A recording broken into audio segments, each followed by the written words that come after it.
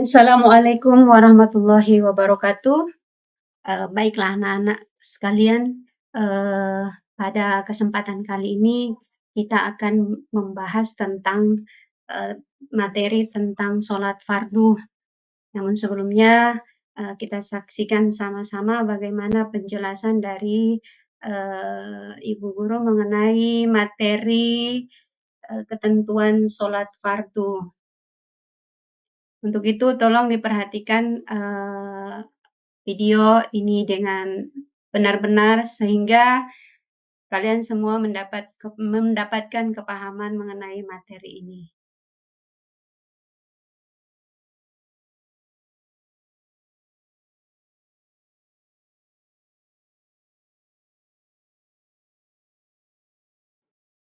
Ya,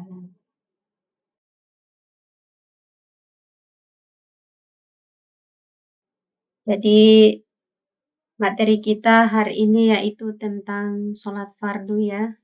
Jadi sholat fardu ini Masya Allah ini adalah sholat yang diwajibkan kepada setiap muslim, baik laki-laki maupun perempuan.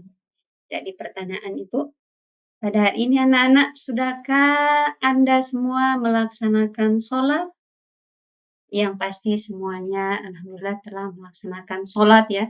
Jadi kita lanjutkan lagi untuk pembahasan materi kita pada hari ini.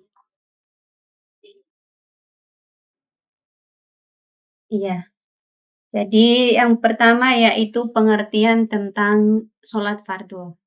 Sholat fardu secara bahasa adalah berdoa atau doa meminta kebaikan. Nah, pengertian ini selaras dengan kandungan Quran Surah At-Taubah ayat 103 yang bunyinya adalah A'udzu billahi minasyaitonir rajim. Inna sholataka sakanul lahum Allahu sami'un alim. Artinya, dan berdoalah atau wasoli untuk mereka. Sesungguhnya doamu atau sholataka itu menumbuhkan ketentraman jiwa bagi mereka. Quran Surah At-Taubah ayat 103.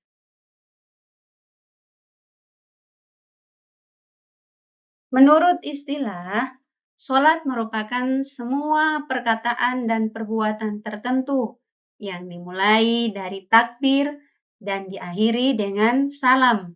Nah, sholat ini diwajibkan sebanyak 5 waktu sehari semalam, yang biasa kita kenal dengan nama sholat subuh, zuhur, asar, maghrib, dan sholat isya. Sholat fardu ini wajib kita ketahui bersama bahwa hukumnya wajib ya bagi setiap orang muslim, baik laki-laki maupun perempuan yang berakal dan telah memasuki balik.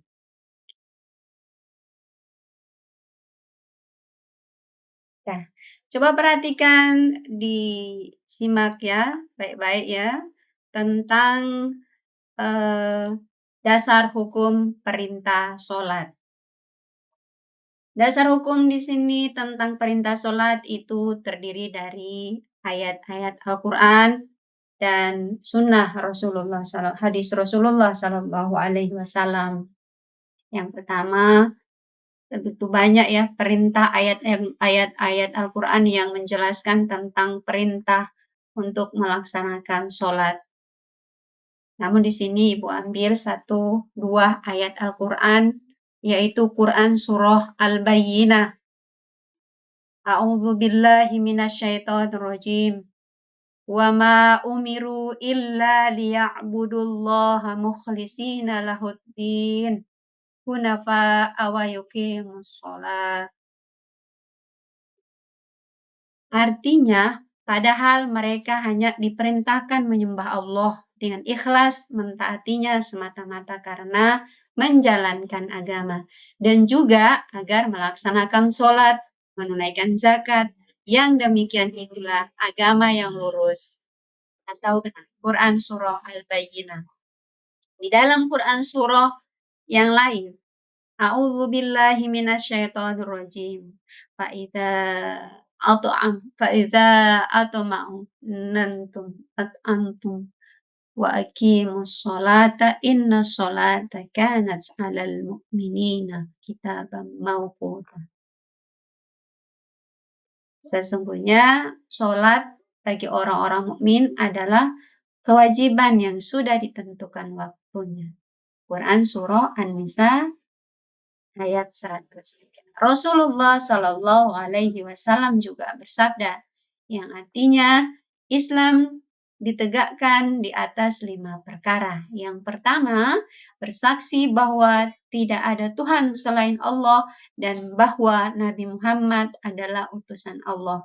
Mendirikan sholat, mengeluarkan zakat, menunaikan ibadah haji, dan berpuasa pada bulan Ramadan.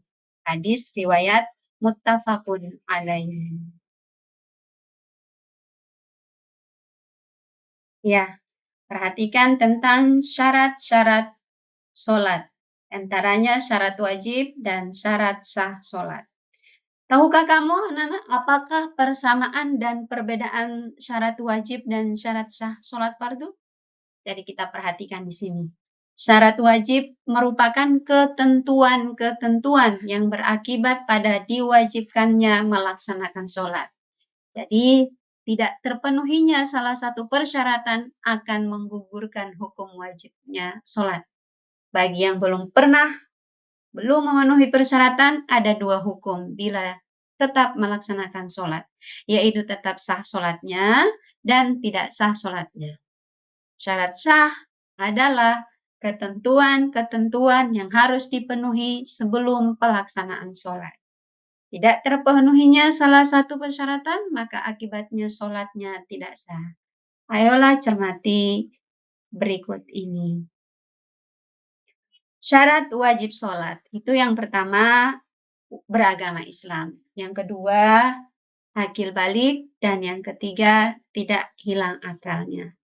Kemudian syarat sah sholat, yang pertama Islam, mumayyiz, kemudian tidak hilang akalnya, terus masuk sudah waktu sholat ya, kemudian suci dari hadas kecil dan besar, dan juga suci dari najis baik mukhafafah, mutawasito, dan mughalladhah.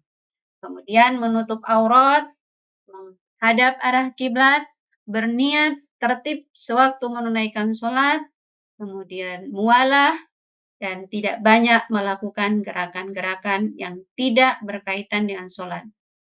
Jika tidak mengunyah makanan. Jadi ini merupakan syarat-syarat sah sholat. Kita lanjutkan lagi.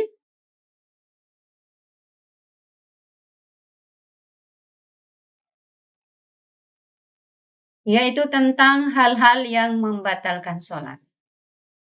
Hal-hal yang membatalkan sholat di sini, yang pertama yaitu ketika datangnya hadas kecil maupun hadas besar di tengah-tengah ketika kita sedang melaksanakan sholat.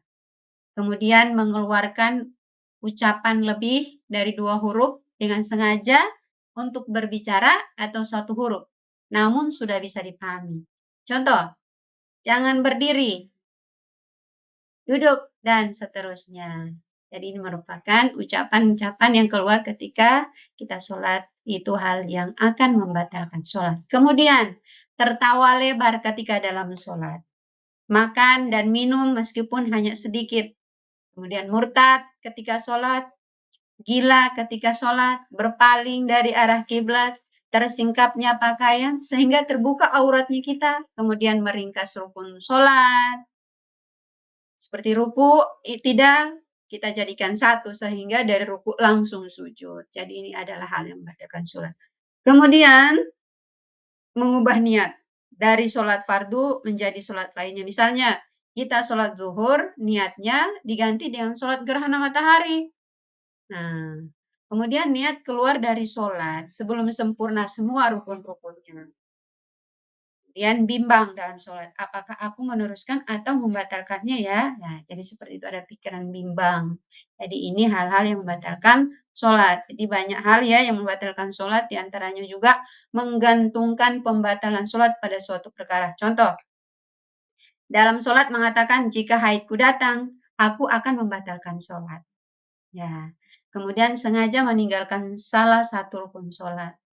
Kemudian sengaja mengulang-ulang rukun dalam tujuan bersenda gurau, mencampur aduk rukun sholat. Contoh, mendahulukan rukun tertentu dan mengakhiri yang lain di luar ketentuan. Bermakmum kepada orang yang sholat yang tidak sah, misalnya kepada orang kafir, ya. Kemudian sengaja memanjangkan rukun yang pendek, mendahului atau tertinggal 2 rukun berupa perbuatan fi'il yang dilakukan imam tanpa uzur.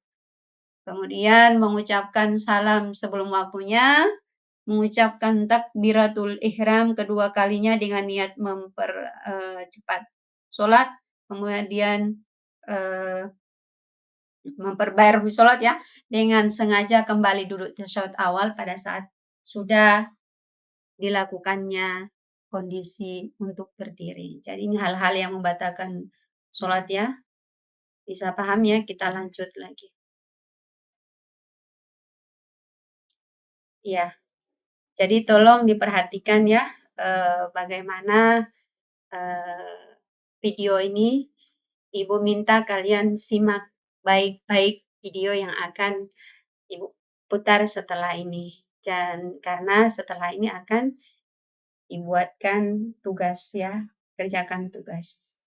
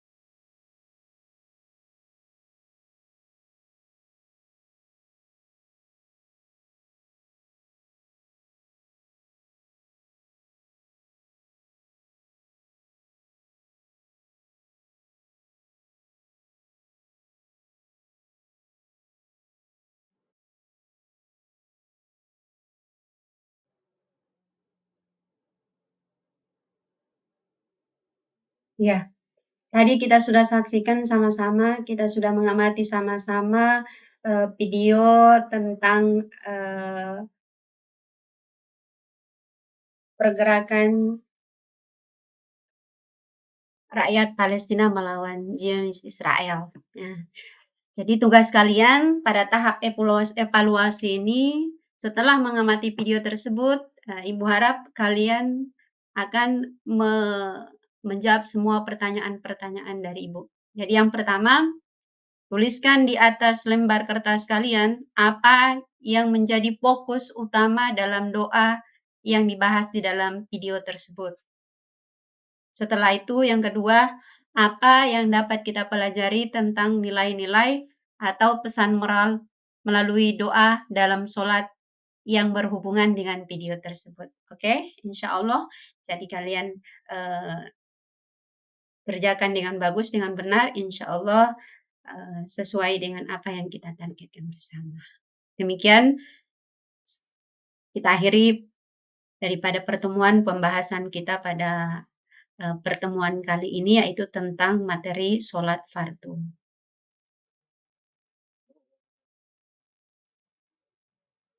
Aku akhiri pertemuan kita ini dengan mengucapkan, menutup, membaca doa kifaratul majalis.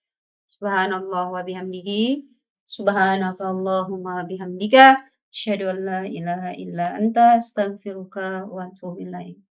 Assalamualaikum warahmatullahi wabarakatuh.